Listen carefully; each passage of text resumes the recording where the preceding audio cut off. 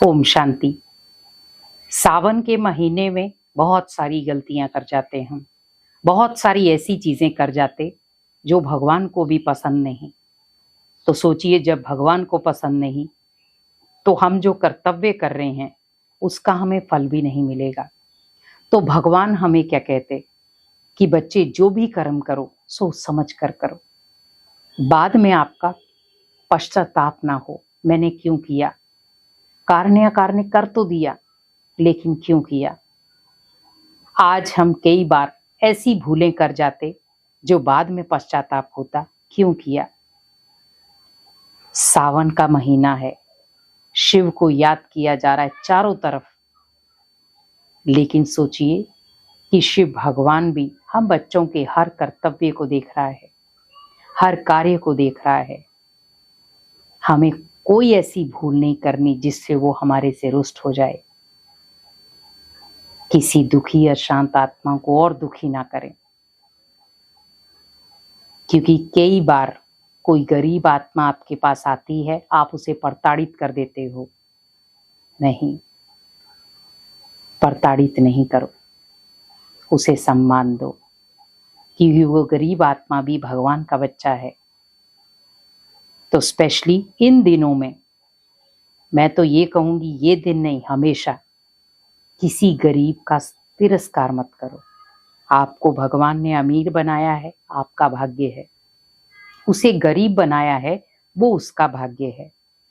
क्या पता कल को वो अमीर बन जाए और आप फकीर, कोई पता नहीं। समय कभी भी पलट सकता है। तो कर्म वही करें जो लौट कर आए, तो हमारे भाग्य को उज्जवल बनाएं। तो किसी गरीब या दुखी अशांत आत्मा को और दुखी ना करें।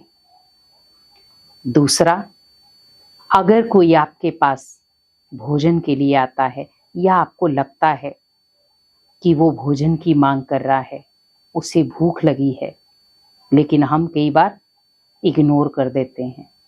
नहीं, वहां पर इग्नोर ना करें, क्योंकि ऑलरेडी वो सावन में क्या सोच रहा है कि लोग अलग अलग व्यंजनों के भोग लगाएंगे और हमें मिल जाएगा। तो आप बड़े प्यार से उन्हें जो वो खाना चाहते हैं, आप बड़े प्यार से उन्हें स्वीकार कराएं, और वो भी भोजन। मैं आपको स्पेशली ये कहूंगी, धन ना दो। तीसरा, धन नहीं देना है, क्योंकि जब हम धन देते हैं तो वो सिगरेट, शराब या गलत चीजें खा लेते हैं। तो हमें सिर्फ देना है अन्न। उसमें आप फल दे सकते हैं, अन्न दे सकते हैं, लेकिन कोई ऐसी वस्तु ना दें जिसको वो मिसयूज करे, तो पाप आप ही के सिर आएगा। हम कई बार कहते हैं हमने तो दिया था, हमें पाप कैसे लगा? आपने दिया तभी तो उसने खरीदा। तो आप वो चीज दो जो वो खरीदे, या उसे वो खरीदने का मौका ही ना मिले, तो आपका दान सफल हो जाएगा। तो किसी भूखे को भोजन कराओ। और हमेशा याद रखो कि भगवान की आराधना में कभी भी दिखावा ना हो।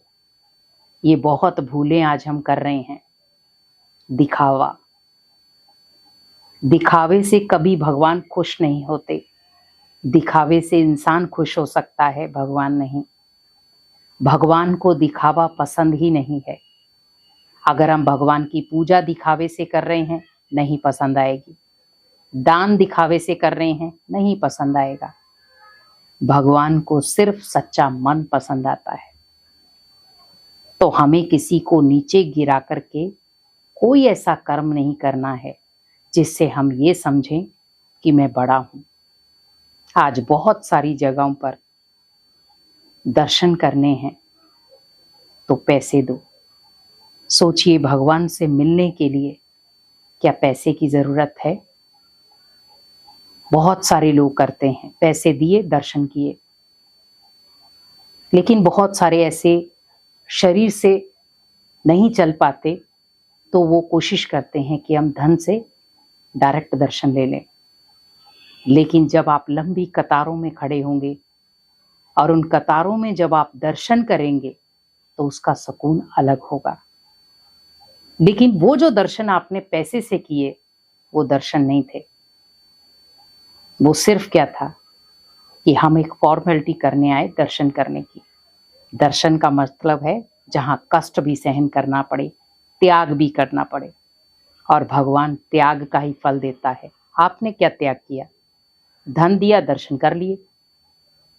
त्याग करो कि मैं भगवान से मिलने आया हूं तो मुझे चलना भी पड़ेगा, गर्मी सर्दी सहन भी करनी पड़ेगी, आंधी तूफान भी सहन करना पड़ेगा। तो सोचिए कि हमें ऐसी कोई गलती नहीं करनी जिससे अनेक आत्माएं हमसे दुखी हो जाएं और भगवान भी आपसे अप्रसन्न हो जाए। त्याग, कोशिश करो कि भगवान की आराधना में सबसे ज्यादा आपके जीवन में हो त्याग।